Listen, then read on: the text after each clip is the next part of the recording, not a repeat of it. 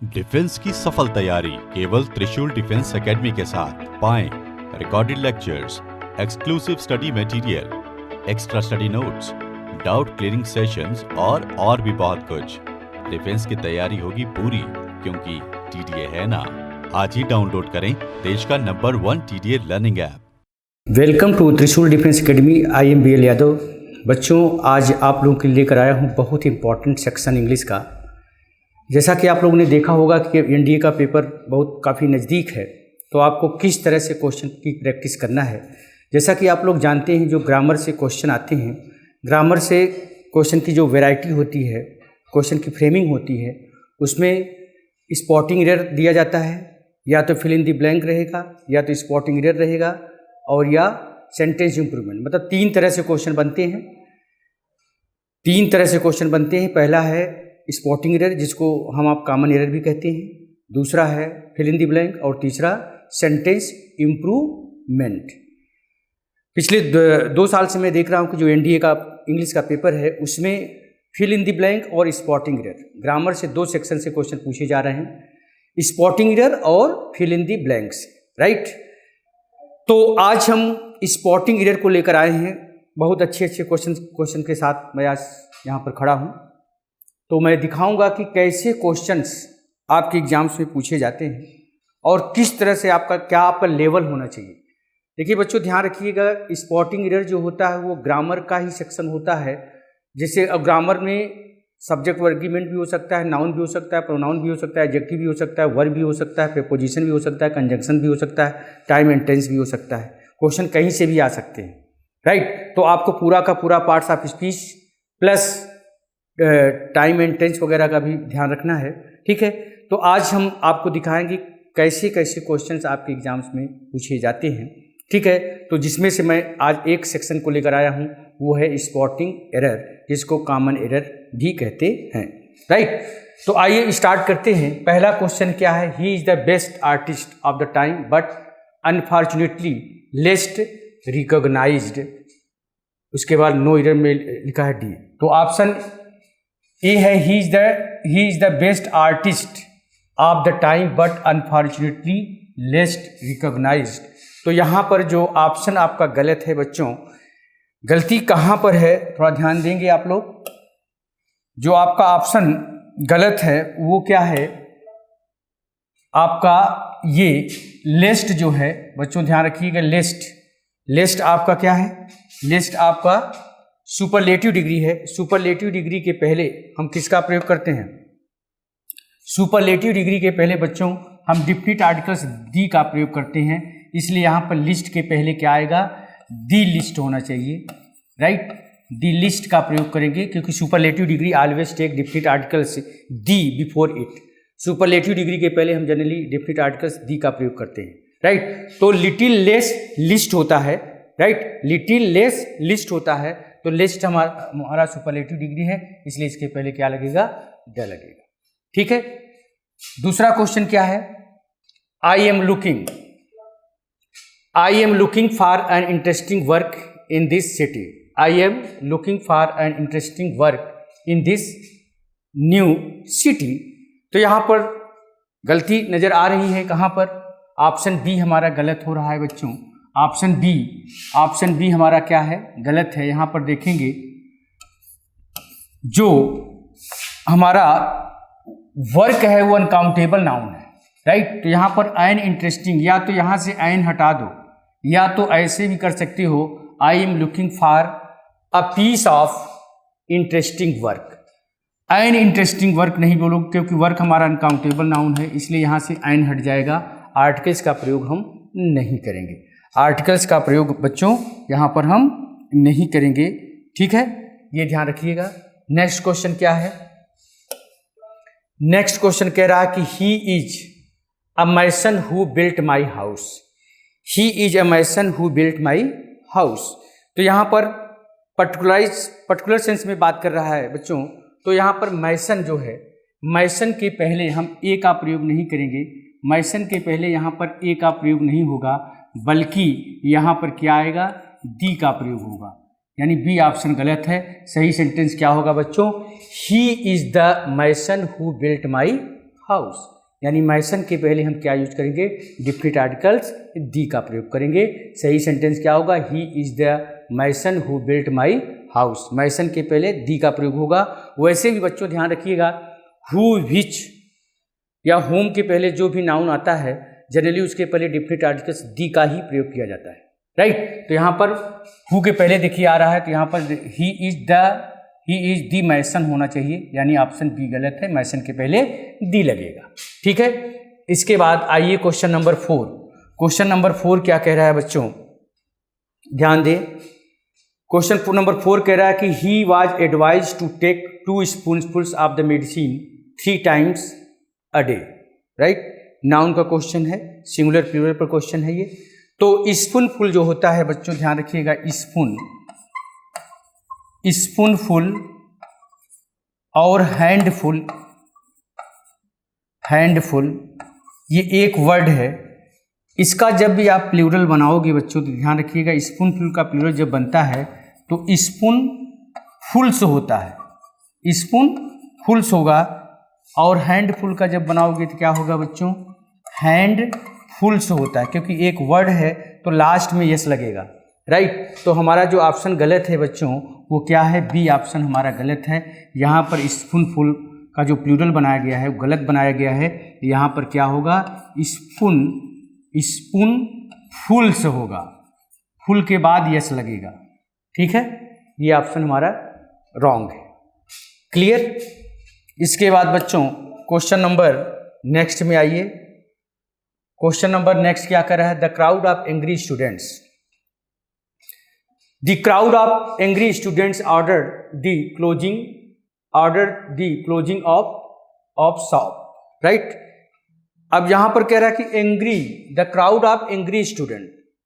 ध्यान रखिएगा बच्चों, अगर मान लीजिए कि आप मेले में गए हैं, मार्केट में गए हैं, बहुत ज़्यादा भीड़ है, तो वहाँ के लिए क्राउड हम यूज करते हैं। लेकिन अगर एंग्री पीपल एक जगह कलेक्ट होते हैं, एक जगह इकट्ठा होते हैं, अगर एंग्री पीपल एक जगह इकट्ठा होंगे तो वहाँ पर हम क्राउड का प्रयोग नहीं करते हैं, वहाँ पर हम इसके लिए वर्ड जो है, इसके लिए वर्ड क्राउड नहीं यूज होगा बच्चों। ध्यान रखिएगा, इसके लिए जो वर्ड है वो मॉब है। क्या है बच्चों, MOB, mob, the mob of angry student, mob, right. तो क्राउड के स्थान पर यहाँ पर हम मॉब का प्रयोग करेंगे, the mob of angry student, यानी राइट आंसर ए है। ये हमारा गलत है, यहाँ पर क्राउड के स्थान पर क्या होगा बच्चों, मॉब का प्रयोग करेंगे, ठीक है। इसके बाद आइए question number 6, there are some poetries in the book, right, there are some poetry in the book. अब यहाँ पर देखेंगे बच्चों पोएट्री, ठीक है। पोएट्री आपको पता होगा बच्चों कि पोएट्री इंफॉर्मेशन,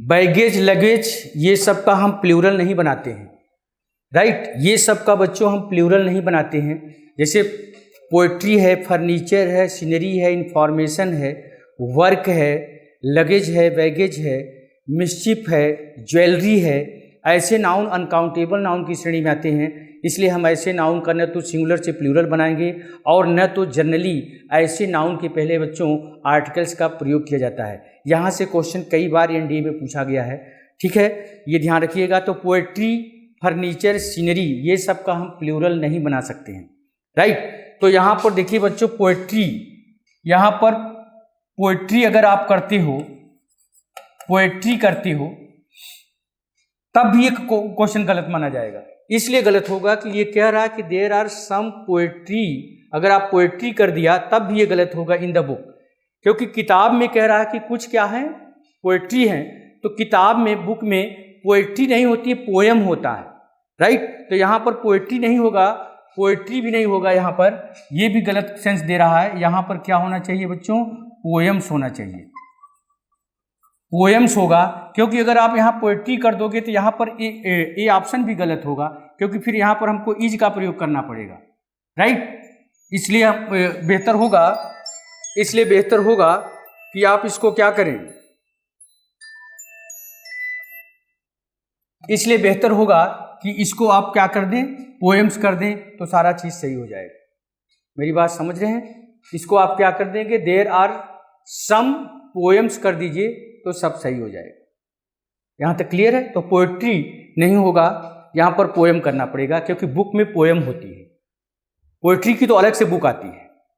ठीक है, चलिए क्वेश्चन नंबर 7। क्वेश्चन नंबर 7 क्या कह रहा है? Gulliver travels are the most fascinating story that I have ever read. Right, तो गुलिवर ट्रेवल्स एक किताब का नाम है, बुक का नाम है। राइट, ये बुक का नाम है। तो गुलिवर ट्रेवल्स बुक का नाम है बच्चों, ध्यान रखिएगा। तो यहाँ पर ये गुलिवर ट्रेवल्स चूंकि बुक का नाम है तो ये सिंगुलर है। राइट, क्या है? सिंगुलर है। जब ये सिंगुलर है तो वर्ब भी सिंगुलर लेगी। इसका मतलब यहाँ पर आर के स्थान पर क्या होगा बच्चों? आर के स्थान पर इज का प्रयोग करना पड़ेगा। बोलिए, Gulliver travels is the most fascinating story that I have ever red. यहाँ पर आर के स्थान पर इज होगा क्योंकि गुलिवर ट्रेवल्स एक बुक का नाम है। राइट, तो बुक्स वगैरह का जो नाम होता है वो भले प्लूरल में यूज हुआ हो लेकिन उसके साथ हम सिंगुलर वर्ब का प्रयोग करते हैं। कंपनी का नाम है, जैसे टाटा मोटर्स, हमने बोला कि Tata Motors have increase its profit. अब वो गलत बोल रहे हैं, Tata Motors has increase its profit, क्योंकि टाटा मोटर्स एक ऑर्गेनाइजेशन है, एक कंपनी है, वो एक है, इसलिए वो हमेशा सिंगुलर वर्ब लेगी। तो Tata Motors has increase its profit. Right, तो कंपनियों का भी जो नाम होता है उसके साथ हम सिंगुलर वर्ब का ही प्रयोग करते हैं। राइट, क्योंकि ये ग्रुप होता है। क्वेश्चन नंबर 8 बहुत ही अच्छा क्वेश्चन है। ये सब एनडीए में आए हुए क्वेश्चन है। क्वेश्चन नंबर 8 को देखिए। When I enter the bedroom I saw a snake crawling on the ground. Right, बहुत ही अच्छा क्वेश्चन। ये कह रहा है कि when I enter the bedroom, जब हम बेडरूम में प्रवेश किए, आई सा मैंने देखा, अ snake crawling on the ground. ये कह रहा है कि जब हम बेडरूम में प्रवेश किए तो हमने देखा कि एक सांप वहां पर रेंग रहा था, चल रहा था। ठीक है, तो when I enter the bedroom I saw snake crawling on the ground. Ground नहीं होगा बच्चों, यहाँ पर ध्यान रखिएगा। ग्राउंड का मतलब तो जमीन होता है। आपका जो बेडरूम होता है वो किसी न किसी फ्लोर पर होता है, या तो फर्स्ट फ्लोर पर होगा। देखिए, आप कभी बिल्डिंग में आप चढ़ेंगे तो बिल्डिंग में लिखा रहता है कि ग्राउंड, पहले ग्राउंड के साथ भी फ्लोर लगता है। पहले ग्राउंड फ्लोर आता है, फिर फर्स्ट फ्लोर आता है, फिर सेकंड फ्लोर आता है, उसके बाद थर्ड फ्लोर, इस तरह से आता है। तो ग्राउंड नहीं लिख सकते हो, ग्राउंड के साथ या तो फ्लोर लगा दो, या तो ग्राउंड के साथ फ्लोर लगा दो, या तो सिर्फ फ्लोर लिख दो। बोलो, तब ये सही होगा। यानी यहाँ पर ग्राउंड नहीं होगा, ग्राउंड के साथ क्या लगाना पड़ेगा? या तो क्या कर दो, ग्राउंड फ्लोर लिख दो, या सिर्फ फ्लोर लिख दो, तब सही होगा। इसका मतलब सी ऑप्शन हमारा गलत है, यहाँ पर। ठीक है, चलिए क्वेश्चन नंबर 9 देखें आप लोग। मोहन्स आई, क्वेश्चन नंबर 9 दिया है, Mohan's I reflect a hope for better future in Microsoft. ये भी क्वेश्चन आया हुआ है। अब लिखा है, कह रहा है कि मोहन की आंखें, तो जैसा कि आप लोग जानते हैं proper noun does not use in plural form. Right, proper noun does not use in plural form. तो यहाँ पर देखिए, जो मोहन है ये प्रॉपर नाउन है और प्रॉपर नाउन का प्लूरल नहीं बनता है, इसलिए जो ये ऑप्शन ए है, यहाँ पर हमारा ऑप्शन ए गलत हो रहा है, क्योंकि यहाँ पर मोहन्स इस तरह से नहीं लिखा जाएगा। मोहन की आंखें, तो ये कैसे लिखा जाएगा? आप इसको इस तरह से लिखोगे, मोहन्स एपिस्ट्रॉफी एस, तब आई आएगा। मोहन्स आई, मोहन में एपिस्ट्रॉफी यस का प्रयोग करेंगे। ठीक है, मोहन में एपिस्ट्रॉफी यस का प्रयोग करेंगे इस तरह से। ऐसा नहीं कि आप मोहन का प्लूरल बना दोगे, ये गलत हो जाएगा। इस तरह से आपको लिखने की जरूरत है, इसलिए ऑप्शन ए हमारा गलत था। राइट, इसके बाद फिर आइए बच्चों क्वेश्चन नंबर 10 देखें एक बार आप लोग। The manager has confidence in the engineers ability to design the new software. Design the new software, ठीक है। The manager has confidence in the engineer ability to design the new software. अब यहां पर देखिए, the manager has confidence in the engineer ability. अगर आपको बोलना है कि राम की क्षमता, तो आप ऐसे बोलते हो, कैसे लिखते हो, राम्स एबिलिटी ऐसे लिखते हो कि नहीं लिखते हो? राम की क्षमता लिखना हो तो राम्स एबिलिटी ऐसे लिखोगे, राइट, क्योंकि अपस्ट्रॉफी एस का प्रयोग करना पड़ेगा। तो यहाँ पर इंजीनियर की क्षमता कह रहा है, इंजीनियर की क्षमता की बात कर रहा है बच्चों, ध्यान दीजिएगा। तो यहाँ पर हम क्या करेंगे, इंजीनियर बोलिए में अपस्ट्रॉफी एस लगाएंगे, इंजीनियर में अपस्ट्रॉफी एस लगेगा, यानी ऑप्शन बी हमारा गलत है। इंजीनियर्स एबिलिटी, इंजीनियर में अपस्ट्रॉफी एस लगेगा तब वो सही होगा, क्योंकि पोजेशन का बोध हो रहा है, ये डिनोट्स पोजेशन, राइट। तो इंजीनियर्स एबिलिटी, ठीक है। आगे देखें नेक्स्ट क्वेश्चन। नेक्स्ट क्वेश्चन को देखें एक बार। नेक्स्ट क्वेश्चन क्या कर रहा है बच्चों, द फायरमैन और इनफ्लेमेबल क्लॉथिंग फॉर प्रोटेक्शन, ठीक है।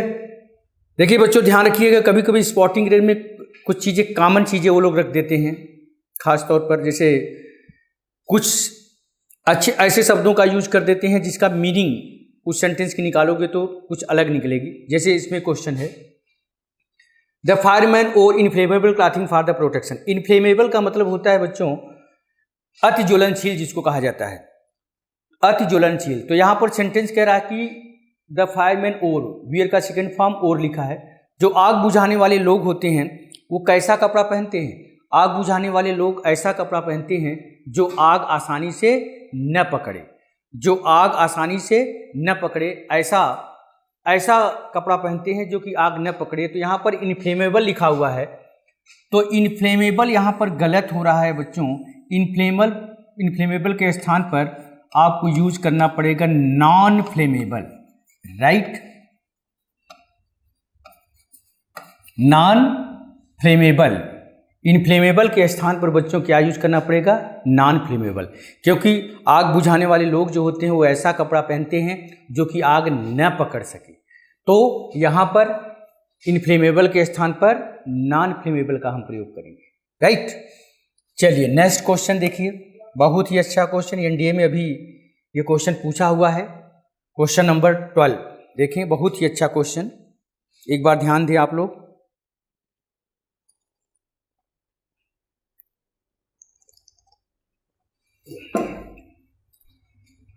क्वेश्चन नंबर 12 कह रहा है कि this is the boy home I think had one the gold medal in the dance competition.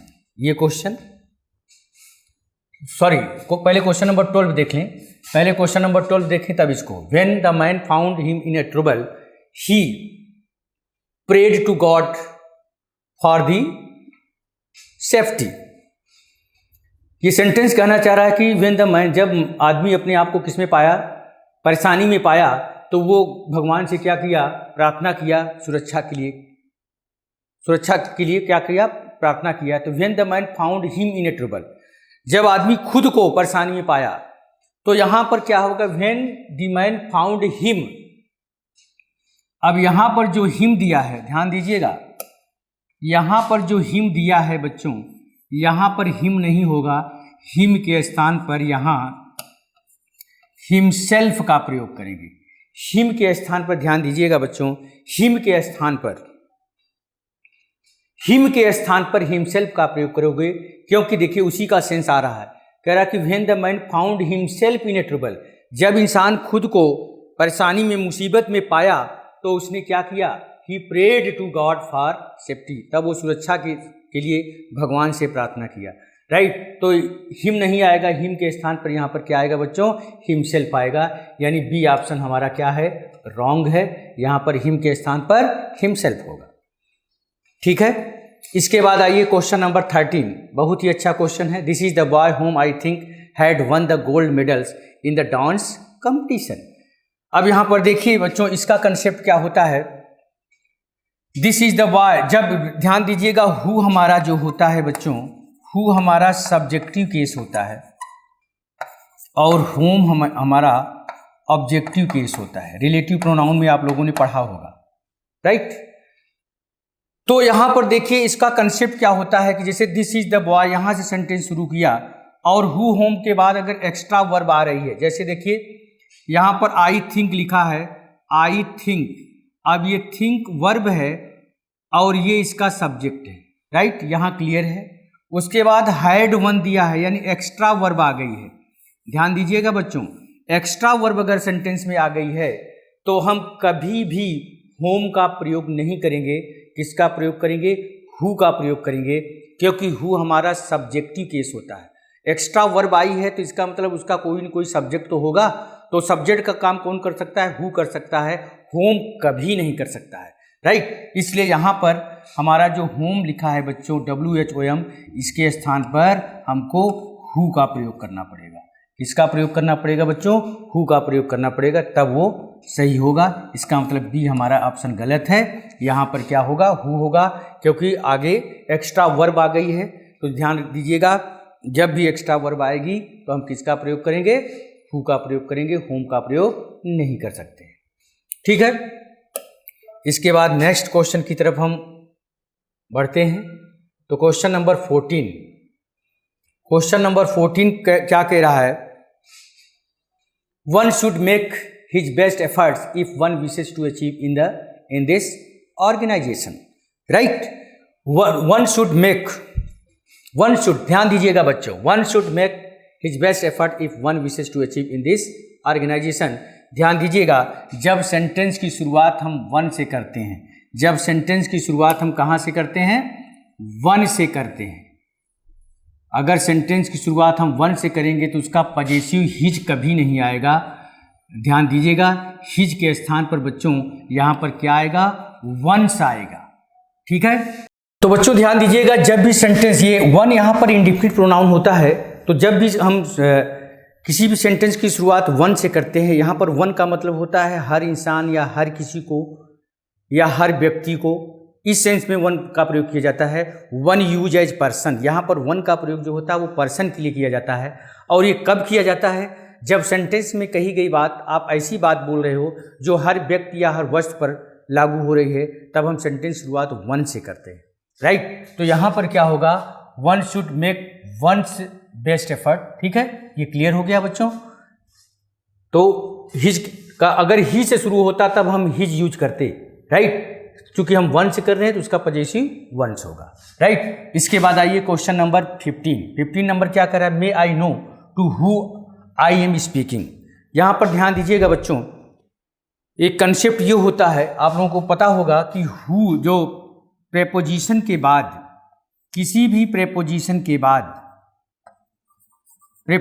के बाद हमेशा ऑब्जेक्टिव केस का प्रयोग होता है। किसका प्रयोग होता है बच्चों? ऑब्जेक्टिव केस का प्रयोग होता है, राइट। तो प्रेपोजिशन के बाद ऑब्जेक्टिव केस का प्रयोग होता है। जैसे विथ आई बोलते हो कि विथ मी बोलते हो, तो जनरली हम विथ मी बोलते हैं, क्योंकि प्रेपोजिशन के बाद नाउन या प्रोनाउन ऑब्जेक्टिव केस में हो जाता है, राइट।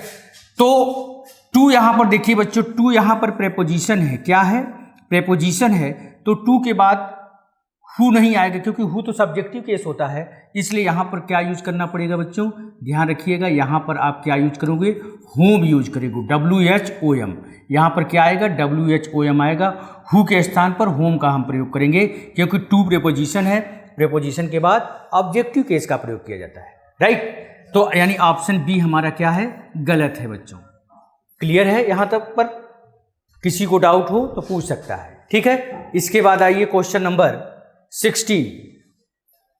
क्वेश्चन नंबर 16 क्या कर रहा है? Our is the only country in the world that can boast unity in the diversity. तो यहाँ पर ध्यान दीजिएगा बच्चों, आवर्स जो है हमारा, जो आवर्स है, यहाँ पर आवर लिखा है, तो ध्यान रखिएगा बच्चों, आपको पता होगा कि जो हिज है, आवर है, माई है। देखिए my, his, her, your, our, their, ये हमारा पजेसिव एडजेक्टिव होता है। क्या होता है बच्चों? पजेसिव एडजेक्टिव होता है, और ये हमेशा अपने बाद नाउन जरूर लेता है, राइट। यहाँ ये अपने बाद क्या लेता है? नाउन लेता है।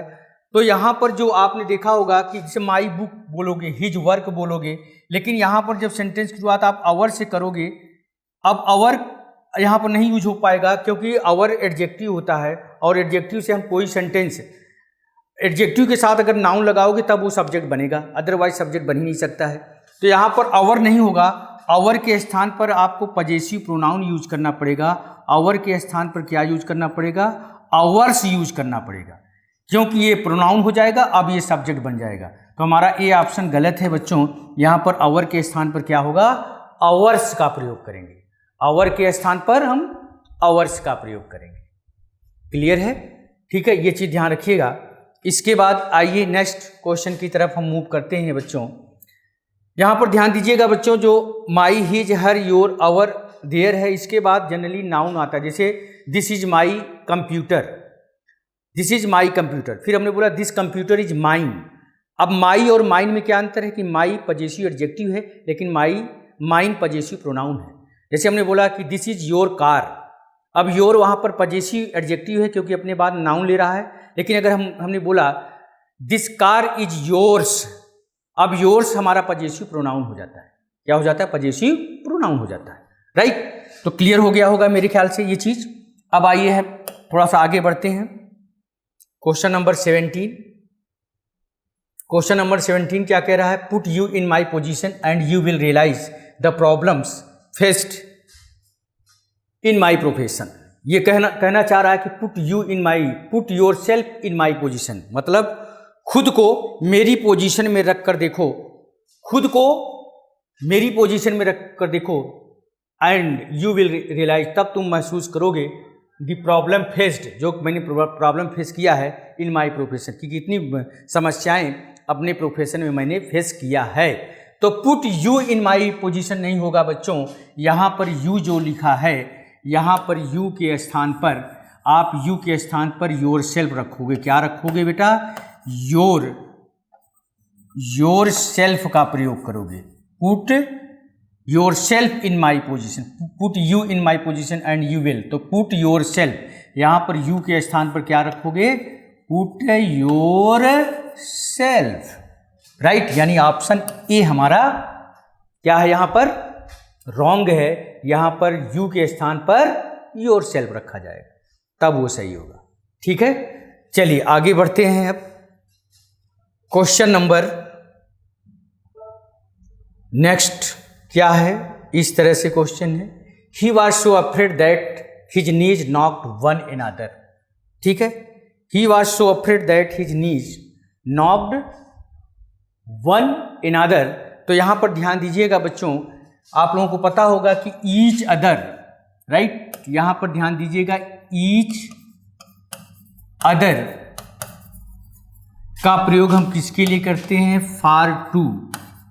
फॉर टू पर्सन्स और थिंग्स के लिए करते हैं, जबकि वन अनदर का प्रयोग बच्चों हम किसके लिए करते हैं? फॉर मोर देन टू के लिए करते हैं, फॉर मोर देन टू के लिए करते हैं। बोलिए, यहाँ तक क्लियर है? तो हमने क्या लिखा है? He was so afraid that his knees. अब नीज का मतलब घुटना, घुटना कितना होता है बच्चों? 2 होता है, घुटना 2 होता है। तो 2 के लिए हम यहाँ पर वन अनदर का प्रयोग नहीं करेंगे, यहाँ पर हम वन अनदर का प्रयोग नहीं करेंगे क्योंकि घुटने 2 होते हैं। तो 2 के लिए हमने अभी बताया है कि ईच अदर का प्रयोग होगा। तो यहाँ पर बच्चों क्या होगा? ईच अदर का हम प्रयोग करेंगे। किसका प्रयोग करेंगे?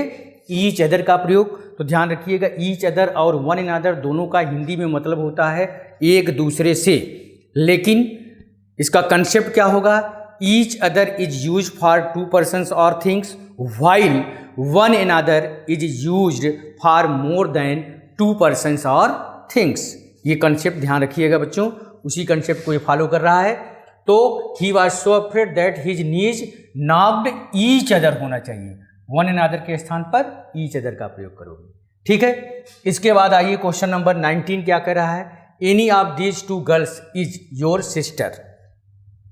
Any of these 2 girls. अब यहाँ पर ध्यान दीजिएगा बच्चों, यहाँ पर कंसेप्ट क्या होता है? इसका क्या कंसेप्ट है? थोड़ा सा इसको भी देख लें आप लोग। इसका कंसेप्ट क्या है? यहाँ पर आएगा आइदर और नाइदर। ध्यान दीजिएगा, आइदर और नाइदर ये दो वर्ड आएंगे।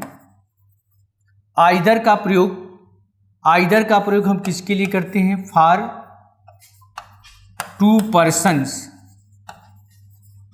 और थिंग्स के लिए करते हैं।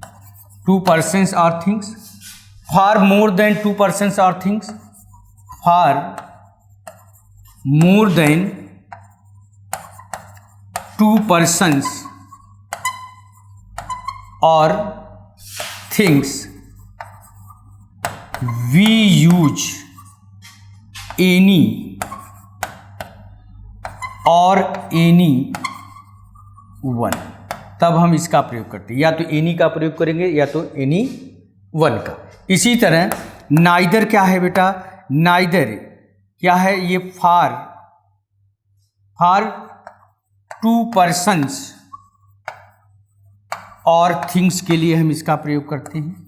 फॉर टू पर्सन्स और थिंग्स के लिए हम किसका प्रयोग करते हैं? नाइदर का प्रयोग। लेकिन for more than two persons और things, for more than two persons और थिंग्स वी यूज क्या? नन। हम किसका प्रयोग करते हैं?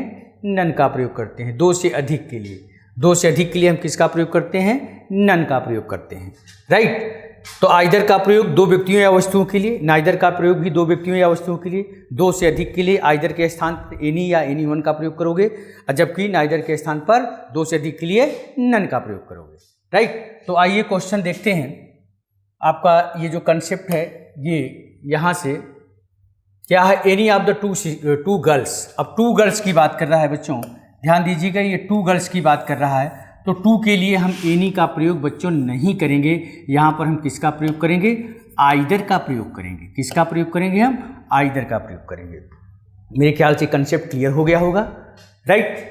तो क्योंकि दो के लिए हम एनी का प्रयोग नहीं करते हैं, न तो एनी का प्रयोग करते हैं, न तो एनी वन का प्रयोग करते हैं। दो से अधिक के लिए हम इसका प्रयोग करते हैं, एनी और एनी वन का। राइट। अब आइए क्वेश्चन नंबर 20। क्या करा? I tried on both the dresses and finally decided two by the expensive one. ये भी क्वेश्चन आया हुआ है आपके एग्जाम्स में, बड़ा ही अच्छा क्वेश्चन है। देखिए जरा एक बार क्या कंसेप्ट हो सकता है इस क्वेश्चन का। I tried on both the dresses and finally decided two by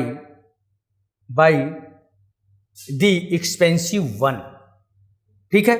अब यहां पर बच्चों देखिए तुलना कर रहा है, ये दो ड्रेसों की बात कर रहा है, I tried on both dresses, दोनों ड्रेसेस को हमने क्या किया? ट्राई किया।